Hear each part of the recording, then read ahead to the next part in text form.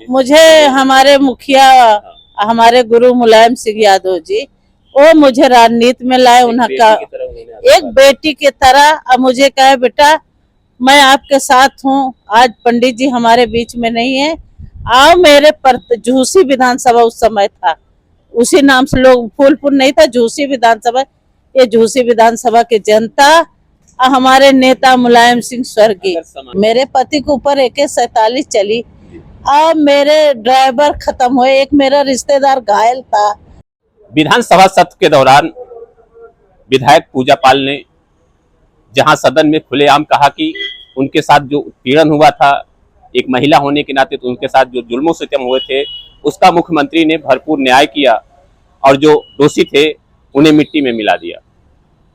अब बात यहां आती है कि उसी सदन में समाजवादी पार्टी की विधायक बिजमा यादव ने भी कहा कि मेरे साथ भी तो वही अन्याय हुआ था, वही जुल्म सितम हुआ था, मेरा भी मांग का सिंदूर उजड़ा था। माननीय मुख्यमंत्री महोदय आप मेरे साथ भी न्याय करिए। और यह बात जो है बड़े मार्मिक तरीके से रखी गई थी, आंखों में आंसू भी आ गए थे, लेकिन यह बात इतने से निपट नहीं गई। चर्चा बढ़ती चली गई, आरोप प्रत्यारोप का दौर भी शुरू हुआ और सबसे बड़ी बात रही कि यह मामला अब पूरी तरह से राजनीतिक होने के साथ सोशल मीडिया पर बहुत तेजी से वायरल है।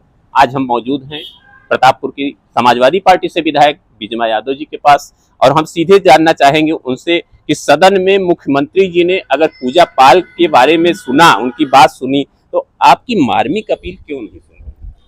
हमने समाजवादी पार्टी के विधायक हूँ और मैं विधानसभा में भी उठाई थी। वर्तमान मुख्यमंत्री जी, वर्तमान जो सरकार चल रही है बीजेपी के, सामने बैठे थे, विधानसभा में उठाई थी मैंने कि जो AK-47 चलाने वाले उनकी इतनी अच्छी चरित्र अच्छी हो गई।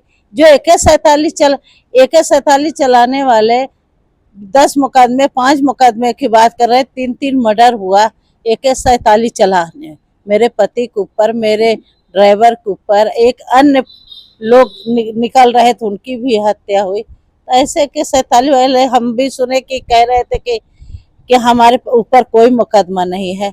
उनके पिताजी दादाजी तक देखे कि कितने मुकदमे हैं और 33 मुकदमे हैं, 25 मुकदमे हैं।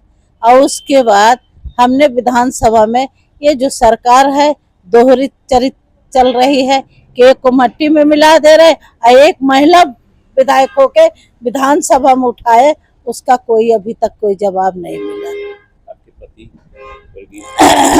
मेरे पति स्वर्गीय जवाहर यादव पंडित ये झूसी से विधायक थे। जब वो थे राजनीति में बहुत सक्रिय नहीं थे, बहुत कर्मठ थे, बहुत नौजवानों का धड़कन थे, गरीब किसान की लड़ाई लड़ते थे।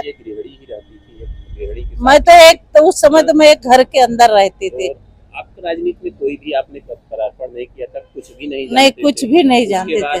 उस समय के मौजूदा जो मुख्यमंत्री थे मुलायम सिंह यादव जी ने मुझे हमारे मुखिया हमारे गुरु मुलायम सिंह यादव जी वो मुझे राजनीति में लाए। उनका एक बेटी की तरह अब मुझे कहे बेटा मैं आपके साथ हूँ। आज पंडित जी हमारे बीच में नहीं है, आओ मेरे पर। झूसी विधानसभा उस समय था, उसी नाम से लोग फूलपुर नहीं था, झूसी विधानसभा।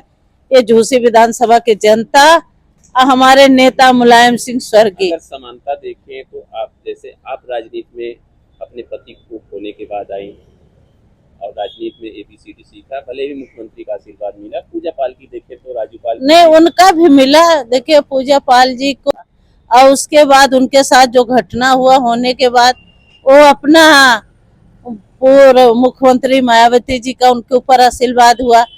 कोर्ट ने माना कि हाँ आप आरोपी हैं, आप जेल जाएंगे। सेम इसी तरह आपके साथ भी हुआ। आपके जो आरोपी थे, मतलब आपके पति की हत्या के जो आरोपी थे, उन्हें भी कोर्ट ने माना कि ये सजा। कोर्ट ने, न्यायालय ने तो माना ना, उनके कहने से तो नहीं होगा, न्यायालय तो मान लिया ना। मान लिया तो उसके बाद 18 साल मेहनत की बात, 18 साल हम हाई कोर्ट, सुप्रीम कोर्ट, कचहरी भागते रहे, दौड़ते रहे, कहते रह गए। हमारा न्यायालय ने हमारी बात को सुना और न्यायालय ने हमको न्याय दिया। न्यायालय ने न्याय दिया। लेकिन सरकार जो है सरकार उससे आप न्याय मांग तो रहे हैं। सरकार से मांग रहे, सरकार तो मुकदमा वापस कर रही थी, मुकदमा वापस, फिर हम हाई कोर्ट गए, मुकदमा नहीं वापस हुआ, तब इनको सजा मिली। और सजा के बाद AK-47 चलाने वालों की इतनी चरित्र अच्छी हो गई कि उनको बरी किया जा रहा है। बड़ा सवाल है कि AK-47 चलाने वाले को 47 हाँ। पहली बार है कि जो उत्तर प्रदेश में इलाहाबाद अगर सिविल लाइन बरामदगी हो में जाती है तो उसकी कभी जमानत नहीं होती, कभी नहीं होती, तो जो चलाने वाला था वो कोर्ट ने माना। तब वो कैसे, मेरे पति के ऊपर AK-47 चली, अब मेरे ड्राइवर खत्म हुए, एक मेरा रिश्तेदार घायल था, और आज मेरे जेठ, मेरे भाई, वो पल भी अभी भी आपको याद होंगे। अभी आज तो जब तक मैं, ये मेरी जनता का वो था, हासिल बात था। दूसरी एक बात और भी होगी, जब आप अपने न्याय के लिए लड़ जाती हैं घर वापस, तो फिर यादें ताजा हो जाती होंगी। अब यादें तो जब तक मैं इस रहूंगी तब तक नहीं भूल सकती, तो चेहरा घूमता होगा क्या? बिल्कुल कहने की बात नहीं। हाँ। यही पल रहा होगा जो आंखों में आंसू आए होंगे।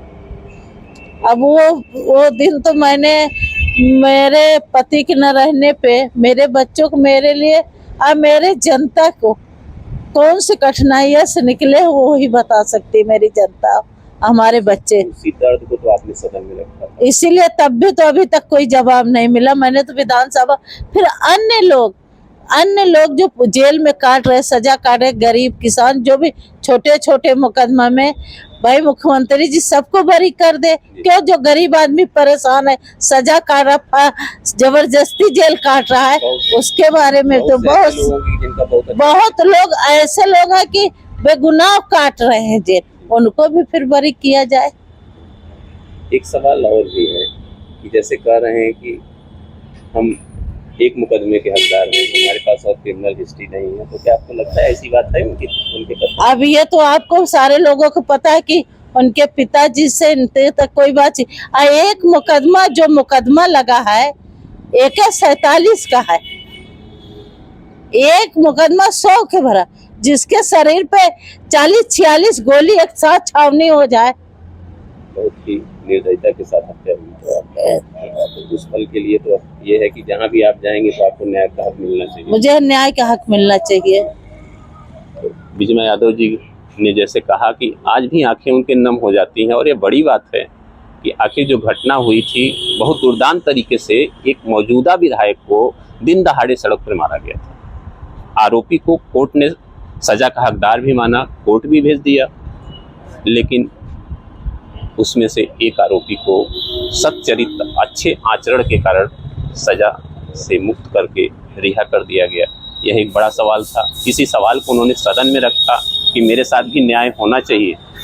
अब देखना यह है कि सोशल मीडिया से लेकर जो भी टीका टिप्पणी चल रही है, उसका परिणाम आगे क्या होता है। Shivpujan Singh, NBT online, Prayagraj, Uttar Pradesh.